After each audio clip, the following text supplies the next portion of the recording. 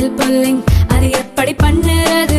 காலையில் எழுந்ததும் எதுவும் சாப்பிடாமல் இதயம் வளர்த்தை வாயில ஊத்தி நல்லா கொப்பளிக்கணும், அப்புறம் அதை துப்பிடணும்.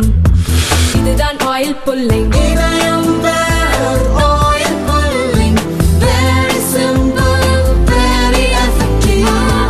நீலகிரி செல்லும் பேருந்தில் பயணிப்பவர்களிடம் தடை செய்யப்பட்ட பிளாஸ்டிக் பொருட்கள் கண்டறியப்பட்டால் அந்த பேருந்துகளை பறிமுதல் செய்ய வேண்டும் என தமிழக அரசுக்கு சென்னை உயர்நீதிமன்றம் உத்தரவு.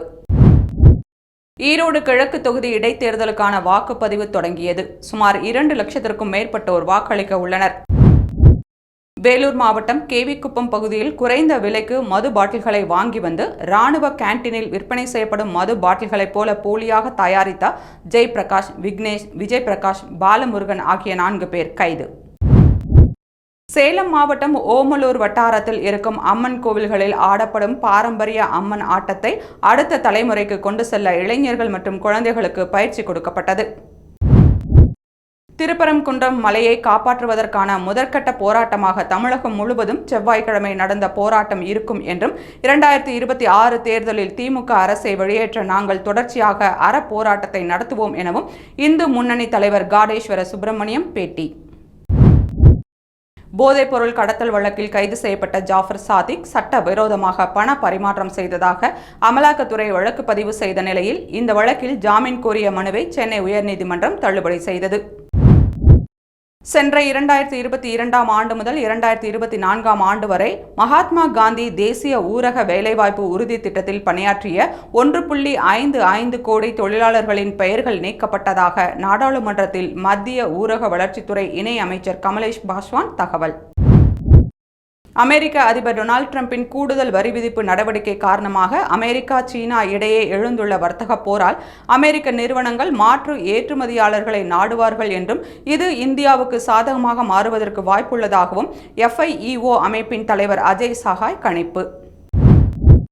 BSNL தொழிற்சங்க முன்னாள் தலைவரும் அறிவியல் எழுத்தாளருமான இளங்கோ பிச்சாண்டி காலமானார். நீண்ட காலமாக உடல்நலக்குறைவால் பாதிக்கப்பட்டிருந்த நிலையில் காலமானார். குழந்தைகளுக்கு சத்தான உணவு மற்றும் அடிப்படை கல்வியை வழங்கும் நோக்கில் செயல்படும் அங்கன்வாடி மையங்களில் சுமார் 27,000 ஆசிரியர் மற்றும் சமையலர் பணியிடங்கள் காலியாக இருப்பதாகவும் இது திமுக அரசின் மெத்தன போக்கை காட்டுகிறது என்றும் அமமுக பொதுச் செயலாளர் TTV தினகரன் கண்டனம். மதுரையில் 144 தடை காரணமாக திருப்பரங்குன்றம் முருகன் கோவிலுக்கு செல்ல பக்தர்களுக்கு அனுமதி மறுக்கப்பட்டதாக தகவல் வெளியான நிலையில் அது பொய் தகவல் என்றும் பக்தர்கள் வழக்கம் போல சுவாமி தரிசனம் செய்ததாகவும் தமிழக அரசு விளக்கம். திருப்பரங்குன்றம் விவகாரம் பூதாகரமாகியுள்ள நிலையில் தனது எக்ஸ் தளத்தில் தான் வேலுடன் இருக்கும்படியான படத்தை முகப்பு படமாக வைத்தார் தமிழக பாஜக தலைவர் அண்ணாமலை. இந்தியாவிலேயே செவ்வாய்க்கிழமை அதிகபட்ச வெப்பநிலையாக ஆந்திர பிரதேசத்தின் கடலோர பகுதியான நந்திகாமாவில் 101.12 பாராஹிண்ட் வெப்பநிலை பதிவு. டெல்லி சட்டமன்ற தேர்தல் தொடங்கியது. மொத்தமுள்ள 70 சட்டமன்ற தொகுதிகளில் 699 வேட்பாளர்கள் போட்டியிடுகின்றனர். இன்று பதிவாகும் வாக்குகள் பிப்ரவரி 8ஆம் தேதி எண்ணப்பட்டு முடிவுகள் அறிவிக்கப்படும். தூய்மை பாரதம் திட்டத்தின் ஒரு பகுதியாக நெடுஞ்சாலைகளில் இருக்கும் அனைத்து சுங்கச்சாவடிகளுக்கு அருகிலும் கழிவறைகள் கட்டித்தரப்பட்டுள்ளதாகவும் அதிகபட்சமாக ராஜஸ்தானில் உள்ள தேசிய நெடுஞ்சாலைகளில் 58 கழிவறைகள் கட்டப்பட்டுள்ளன என்றும் மத்திய ஊரக வளர்ச்சித்துறை அமைச்சர் சிவராஜ் சிங் சௌஹான் பதில். தமிழகத்தில் பொது விநியோக திட்டத்தின் கீழ் அதிகரித்துள்ள கோதுமை தேவையை உயர்த்தி வழங்குவது தொடர்பாக தான் எழுப்பிய கேள்விக்கு மத்திய நுகர்வோர் விவகாரங்கள் துறை அமைச்சர் பிரகலாத் ஜோஷி உரிய பதிலளிக்கவில்லை என்று திமுக MP KRN ராஜேஷ்குமார் அதிருப்தி. ஒரு மொழியின் ஆதிக்கத்தின் கீழ் நாடாளுமன்ற அவையை கொண்டுவர நினைத்தால் இந்தியாவின் பெரும்பான்மை மொழி பிரதிநிதிகள் இதை அனுமதிக்க மாட்டார்கள் என்று மக்களவையில் தமிழக MPக்கள் குற்றச்சாட்டு. கொரோனா பாதிப்புக்கு பிறகு இந்தியாவின் மருத்துவ மற்றும் சுகாதார திட்டம் வலுப்பட்டுள்ளது. எதிர்காலத்தில் எத்தகைய பெருந்தொற்று ஏற்பட்டாலும் அதை திறம்பட எதிர்கொள்ளும் வகையில் வலுவான நடைமுறையை வகுக்கப்பட்டுள்ளது என நாடாளுமன்றத்தின் மத்திய சுகாதாரத்துறை அமைச்சர் JB நட்டா பதில். துணைவேந்தர் நியமனத்தின் புதிய விதிக்கு சேலம் பெரியார் பல்கலைக்கழக தொழிலாளர் சங்க உறுப்பினர்கள் 2000 மின்னஞ்சல்களை அனுப்பி எதிர்ப்பு. UGCயின் புதிய உத்தரவை ரத்து செய்ய தொழிலாளர் சங்கம் வலியுறுத்தல். இந்தியாவின் சிறந்த நிர்வாகம் மற்றும் வளர்ச்சிக்கு பங்காற்றியதற்காக பாரத பிரதமர் நரேந்திர மோடி மற்றும் பீகார் முதல்வர் நிதிஷ்குமாருக்கு பாரத ரத்னா விருது வழங்க வேண்டும் என நாடாளுமன்றத்தில் ஐக்கிய ஜனதா தளம் கட்சியின் எம்பி லவ்லி ஆனந்த் வலியுறுத்தல்.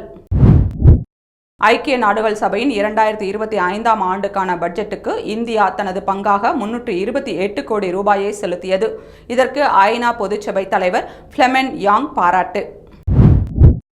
மேக் இன் இந்தியா திட்டம் தோல்வி அடைந்துவிட்டது என்று இந்திய எல்லைகளை சீனா ஆக்கிரமித்துள்ளது என்று மக்களவையில் ராகுல் காந்தி பேசிய நிலையில் மக்களால் தேர்ந்தெடுக்கப்பட்ட அரசுக்கு எதிராக அவதூறு பிரச்சாரத்தில் ஈடுபட்டதற்காக ராகுல் காந்தி மீது உரிமை மீறல் நடவடிக்கை எடுக்க வேண்டும் என மக்களவை சபாநாயகர் ஓம் பிர்லாவிடம் பாஜக நோட்டீஸ். நிலையற்ற திடீரென மாறக்கூடிய உலகச் சூழலில் இந்திய ஐரோப்பிய யூனியன் இடையேயான வலுவான நல்லுறவு முக்கியமானது என்று இந்திய சர்வதேச மையம் பெல்ஜியத்தின் பியூகேல் ஆய்வு அமைப்பு இணைந்து நடத்திய கருத்தரங்கில் வெளியுறவுத்துறை அமைச்சர் ஜெய்சங்கர் கருத்து. ஸ்வீடன் நாட்டின் ஆரப்ரோ நகரில் செயல்பட்டு வந்த வயது வந்தோருக்கான கல்வி நிலையத்தில் நடந்த துப்பாக்கிச் சூட்டில் 5 பேர் காயம். இதில் வெளிநாடுகளைச் சேர்ந்தவர்களும் படித்து வருவதாக தகவல். பாகிஸ்தானில் உரிய ஆவணங்களுடன் சட்டப்பூர்வமாக தங்கியிருக்கும் ஆப்கானிஸ்தானைச் சேர்ந்த அகதிகளை மீண்டும் ஆப்கானிஸ்தானுக்கே திருப்பி அனுப்புவதற்கான நடவடிக்கைகளை பாகிஸ்தான் அரசு மேற்கொண்டுள்ளது. அமெரிக்காவின் புதிதாக உருவாக்கப்பட்ட டாக் எனப்படும் செயல்திறன் துறையில் 22 வயதான இந்திய வம்சாவளியைச் சேர்ந்த பொறியாளரான ஆகாஷ் போப்பா என்பவருக்கு இடம். பொருளாதாரத்தில் இலங்கை தன்னிறைவு பெறுவதற்கு அனைத்து மக்களும் ஒன்றிணைந்து உழைக்க வேண்டும் என இலங்கை சுதந்திர தின விழாவில் அதிபர் அனுரகுமார திசநாயக்கா பேச்சு. வடமேற்கு பாகிஸ்தானின் குர்ராம் மாவட்டத்தில் தொடர் மோதல்களில் ஈடுபட்டு வந்த அலிசாய் மற்றும் பாகன் பழங்குடியினர் அரசிடம் தங்கள் ஆயுதங்களை ஒப்படைத்து சரணடைய சம்மதித்த நிலையில் அவர்கள் உருவாக்கிய 30க்கும் மேற்பட்ட பதுங்கு குழிகள் அதிகாரிகளால் வெடிவைத்து தகர்ப்பு. சாம்சங் தொழிற்சங்கத்தைச் சேர்ந்த 3 ஊழியர்கள் இடைநீக்கம் செய்யப்பட்டதை கண்டித்து சக ஊழியர்கள் உள்ளிருப்பு போராட்டம். பழிவாங்கும் நடவடிக்கையாக 3 தொழிலாளர்களை இடைநீக்கம் செய்ததாக குற்றச்சாட்டு. ஆஸ்திரேலியாவில் அரசால் தனக்கு வழங்கப்பட்ட காரை தனது சொந்த பயணத்திற்கு பயன்படுத்திய விவகாரம் பூதாகரமான நிலையில் அந்நாட்டின் நியூ சவுத் வேல்ஸ் மாகாணத்தைச் சேர்ந்த அமைச்சர் ஜோ ஹெலன் என்பவர் ராஜினாமா. இந்தியாவில் தடை செய்யப்பட்ட விடுதலை புலிகள் அமைப்பைச் சேர்ந்தவர்கள் உள்ளிட்ட சிலருக்கு உதவி செய்ததாக மதிமுக பொதுச் செயலாளர் வைகோவின் முன்னாள் உதவியாளர் பிரசாத் என்பவரிடம் கியூ பிரிவு போலீசார் விசாரணை. பிரசாத் யாருக்கும் உதவி செய்யவில்லை என்பது உறுதியானதை அடுத்து அவர் திருப்பி அனுப்பப்பட்டார்.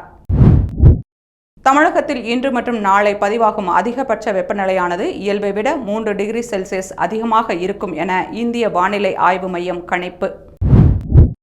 மைக்ரோ பிளாஸ்டிக்ஸ் எனப்படும் கண்ணுக்கு புலப்படாத நுண்ணிய பிளாஸ்டிக் துகள்கள் மனித மூளைக்குள் ஊடுருவி மறதி நோய்க்கு வழிவகுப்பது ஆய்வில் கண்டறியப்பட்டுள்ளதாக மருத்துவம் மற்றும் மக்கள் நல்வாழ்வுத்துறை செயலர் சுப்ரியா சாஹூ தகவல். தமிழகம் முழுவதும் 5.45 கோடி பேருக்கு புற்றுநோய் பரிசோதனைகளை நடத்த பொது சுகாதாரத்துறை முடிவு. அதற்காக மருத்துவ உபகரணங்களை கொள்முதல் செய்ய சுகாதாரத்துறை திட்டம். 4 ஆண்டு கால திமுக அரசின் நலத்திட்டங்களால் ஈரோடு கிழக்கு தொகுதி இடைத்தேர்தலில் திமுக மிகப்பெரிய வெற்றி பெறும் என திமுக வேட்பாளர் சந்திரகுமார் நம்பிக்கை.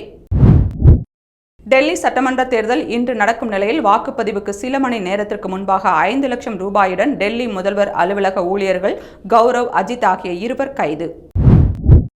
திருப்பரங்குன்றம் மலை மீது உள்ள காசி விஸ்வநாதர் கோவில் மற்றும் சிக்கந்தர் தர்காவுக்கு செல்ல 2வது நாளாக தடை. நீதிமன்ற அனுமதிக்கு பின்னர் போராட்டம் நடந்த நிலையில் மலைக்கு செல்ல தடை நீட்டிப்பு. 2024ஆம் ஆண்டு முதுநிலை மருத்துவ படிப்பு சேர்க்கைக்கான நீட் பிஜி 3ஆம் கட்ட கலந்தாய்வு புதிதாக நடத்தக்கோரி தாக்கல் செய்யப்பட்ட மனு மீது பதிலளிக்குமாறு மத்திய அரசு மற்றும் தேசிய மருத்துவ ஆணையத்திற்கு உச்சநீதிமன்றம் உத்தரவு. சென்னை கிளாம்பாக்கத்தில் ஆட்டோவில் இளம்பெண்ணை கடத்தி அத்துமீறிய நபர்களை கண்டுபிடிக்க 3 தனிப்படைகள் அமைப்பு. பெண் வன்கொடுமை, கடத்தல் உள்ளிட்ட 4 பிரிவுகளின் கீழ் போலீசார் வழக்கு பதிவு செய்து விசாரணை. தெலுங்கானாவில் 1.12 கோடி குடும்பத்தாரிடம் சாதிவாரி கணக்கெடுப்பு நடத்தப்பட்டுள்ளது. இது அரசின் நலத்திட்ட உதவி வழங்க பயன்படுத்தப்படும் என்று முதல்வர் ரேவந்த் ரெட்டி கூறினார். அமெரிக்காவில் சட்டவிரோதமாக குடியேறிய 205 இந்தியர்களை அந்நாட்டு அரசு ராணுவ விமானத்தின் மூலம் திருப்பி அனுப்பியுள்ளது.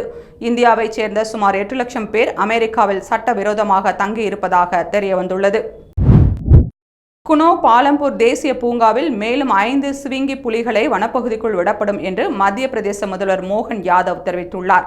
இதையடுத்து மொத்தம் 7 சிவிங்கி புலிகள் குனோ பாலம்பூர் தேசிய பூங்காவில் சுதந்திரமாக சுற்றித் திரியும் என தெரிவிக்கப்பட்டுள்ளது. மேலும் வீரா என்ற சிவிங்கி புலி 2 குட்டிகளை ஈன்றுள்ளதாக வனத்துறை அதிகாரிகள் தெரிவித்துள்ளனர். தமிழ்நாட்டின் ஆளுநராக உள்ள RN ரவியை திரும்ப பெற வேண்டும் என்று வலியுறுத்தி வருகிறோம். அதை செய்யாமல் தமிழ்நாடு அரசுக்கும் ஆளுநருக்கும் நடக்கும் விவகாரத்தை மத்திய அரசு சரி செய்யாமல் வேடிக்கை பார்த்து வருகிறது என்று திமுக MP கனிமொழி சோமு குற்றச்சாட்டியுள்ளார். துணைவேந்தர் நியமனம் குறித்து விவாதிக்க பெங்களூருவில் 8 மாநில உயர்கல்வி அமைச்சர்கள் மாநாட்டை முதல்வர் சித்தராமையா இன்று தொடங்கி வைக்கிறார். இதில் கர்நாடகா, தமிழ்நாடு, தெலுங்கானா, இமாச்சல பிரதேசம், ஜம்மு காஷ்மீர், கேரளா, ஜார்க்கண்ட் ஆகிய மாநிலங்களின் உயர்கல்வி அமைச்சர்கள் பங்கேற்கிறார்கள். பின்தங்கிய கிராம பகுதிகளில் வசிப்பவர்களுக்கு பாஸ்போர்ட் சேவையை எளிதாக வழங்கும் நோக்கில் சென்னை மண்டல பாஸ்போர்ட் அலுவலகத்திற்கு நடமாடும் பாஸ்போர்ட் சேவை வாகனம் வழங்கப்பட்டுள்ளது.